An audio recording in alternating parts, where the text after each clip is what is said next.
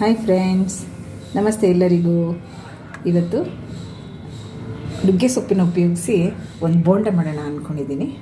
ನೋಡಿ, ಇದಕ್ಕೆ ಬೇಕಾಗಿರೋ ಇಂಗ್ರೀಡಿಯೆಂಟ್ಸು: ಪುದೀನ, ನುಗ್ಗೆ ಸೊಪ್ಪು 1 ಬಟ್ಲು, ಕೊತ್ತಂಬರಿ, ಕರಿಬೇವಿನ ಸೊಪ್ಪು, ಹಾಗೆ ಹಸಿಮೆಣಸಿನ್ಕಾಯಿ, ಕೆಂಪಾಗಿರೋದು ಹಸಿಮೆಣಸಿನ್ಕಾಯಿ, ಹಾಗೆ ಈರುಳ್ಳಿ ಮತ್ತು ಕಡಲೆ ಹಿಟ್ಟು.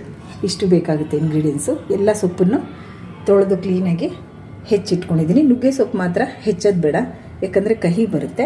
ಹಾಗಾಗಿ ನುಗ್ಗೆ ಸೊಪ್ಪು ಮಾತ್ರ ನಾನು ಹೆಚ್ಚಕ್ಕೆ ಹೋಗಿಲ್ಲ, ಎಲೆ ಬಿಡಿಸಿ ಹಾಗೆ ಇಟ್ಟಿದ್ದೀನಿ. ನೋಡಿ, ಒಂದು 2 ಕಪ್ಪಷ್ಟು ನಾನು ಕಡಲೆ ಹಿಟ್ಟು ತೊಗೊಂಡಿದ್ದೀನಿ. ಕಡಲೆ ಹಿಟ್ಟಿಗೆ 1/4 ಸ್ಪೂನಷ್ಟು ಚಿರೋಟಿ ರವೆ ಹಾಕ್ಕೊಳ್ತಾ ಇದ್ದೀನಿ. ತಕ್ಕಷ್ಟು ಉಪ್ಪು, ಮೆಣಸಿನ್ಕಾಯಿ, ಕರಿಬೇವಿನ ಸೊಪ್ಪು, ಕೊತ್ತಂಬರಿ ಸೊಪ್ಪು, ಪುದೀನ ಸೊಪ್ಪನ್ನು ಹಾಕ್ಕೊಳ್ತಾ ಇದ್ದೀನಿ.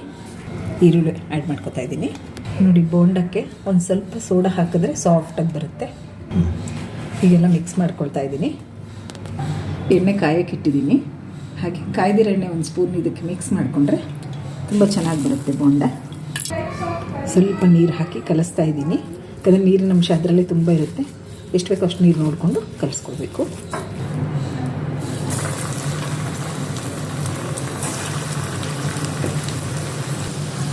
ಆದಷ್ಟು ಸಣ್ಣ ನೀರಲ್ಲಿ ಬೇಯಿಸಿದ್ರೆ ಚೆನ್ನಾಗಿ ಒಳಗಡೆ ಎಲ್ಲ ಬೆಂದ್ಕೊಳ್ಳುತ್ತೆ.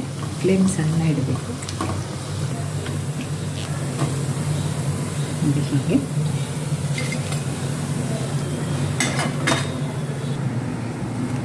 ನೋಡಿ ಸಾಫ್ಟಾಗಿ ಬರುತ್ತೆ. ಹೀಗೆ ತುಂಬ ಚೆನ್ನಾಗಿರುತ್ತೆ, ಟೇಸ್ಟಿಯಾಗಿರುತ್ತೆ ಮತ್ತು ಆರೋಗ್ಯವಾಗೂ ಇರುತ್ತೆ. ನುಗ್ಗೆ ಸೊಪ್ಪಿನ bonda ready. Thank you for watching my friends. ಹೀಗೆ ನನ್ನ ಚಾನಲ್ ಸಬ್ಸ್ಕ್ರೈಬ್ ಮಾಡ್ತಾಯಿರಿ, ಲೈಕ್ ಮಾಡ್ತಾಯಿರಿ. Thank you so much.